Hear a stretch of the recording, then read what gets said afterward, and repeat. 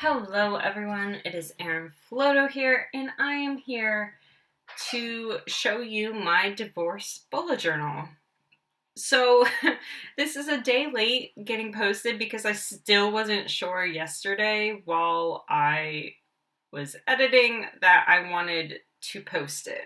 So, there's so much hate and stigma around this still, and I don't like that. So if you do have hateful comments, please know that they are not welcome. I don't care what you think. I'm doing what's best for me in my life, and it has absolutely no impact on you. So if you could just go away, not comment, I don't want to hear it. So I just want to get that out of the way really quickly because people have really annoying judgments on other people's lives, and it has absolutely no impact on them. So, anyways, so I wasn't sure if I wanted to share this, but I know that when I was searching for different types of workbooks and trying to figure out, okay, well, what's the next step? Literally the only places I could find information was through my attorney, which, fair enough. There's a lot of different rules and laws around divorce when you're in different states, when you're in different countries, all that kind of stuff. So I know that one workbook won't work for everyone, but at least it could have gotten me somewhere. And there's just not a lot of resources out there. So I decided if this even helps one person, it's probably worth it to post, even though it makes me uncomfortable to talk about it. But I think most of you have known me for long enough that you know that even if it makes me uncomfortable, I really do enjoy helping other folks in moving them along in their journeys. Because, to be honest, living life in an uncomfortable state is probably a good thing. Like, you should be comfortable with yourself, but if more people were able to talk about the uncomfortable things, then we wouldn't have such bad stigmas, right? Like around divorce, around mental health, around abusive relationships, around things like that. So I know it's not like a quick solution, but I thought that made sense to me. So anyways, on this first page, I have a section for meetings and a section for my attorney information. So I have the actual attorney information and then the fees that get associated with their work on my case. For example, they give me a receipt giving me a full breakdown, 0.1 hours that the paralegal drafted, blah, blah, blah. So, and then they tell me how much they bill me per hour for that paralegal or for the attorney or for the partner. So that's kind of where I got those numbers because they give me a receipt for it. So I decided to do this section just for a reference point. This isn't super necessary for the divorce, and actually mine is going very quickly. I'm lucky enough that both he and I are on the same page when it comes to pretty much everything, money-wise, what we want from the divorce, all that kind of stuff. So it's actually been extremely amicable. So that has helped a lot. I know other folks are not lucky enough to be in that position.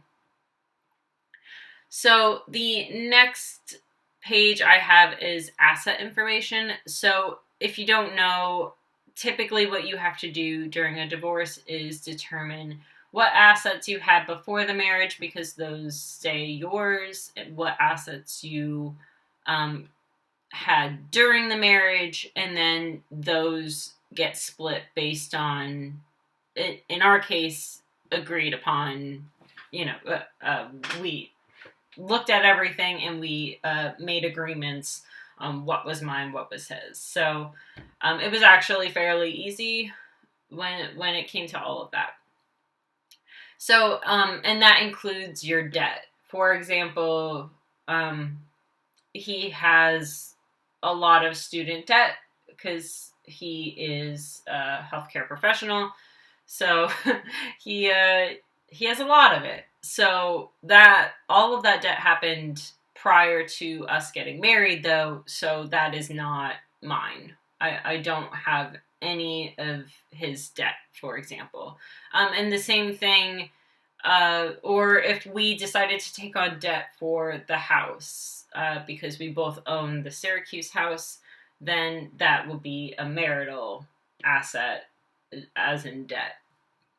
And then we decided to go ahead and do a separation agreement. I'm not going to get into the specifics of the separation agreement, and so, I don't think that is available in some states. I'm not sure. Again, this is a very generalized type of bullet journal that I think could help folks. So in addition to the assets, I wanted to do a money breakdown. So my attorneys did give me some workbooks that he filled out and I filled out that went through all of our assets, went through all the money that we had and things like that. So I also have a section for that. And then I also have divorce fees in New York. So different places cost different things and different filing fees and all that kind of stuff. Basically what happened in my case is that the money that I have given to my attorney, I basically did a retainer agreement with my attorney and paid a bunch of money up front for the amount of hours that they anticipate working on my case. And if there's any money left over, that can be used for things like divorce fees and things like that, for them to go ahead and file things.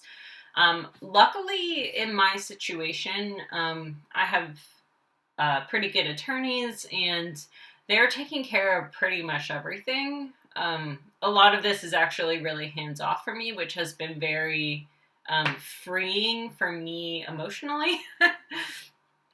So that has helped a lot as well. So it's one thing that I do suggest. It is probably worth the money to go ahead and get an attorney that's looking out for you and that knows the laws in your area. So that's what I've got for you today. I hope this helped some folks. And again, if you have hateful comments, go away. I hate you. I don't want to hear your face, your voice, anything. All right, well, bye everyone, and thank you so much for joining me today.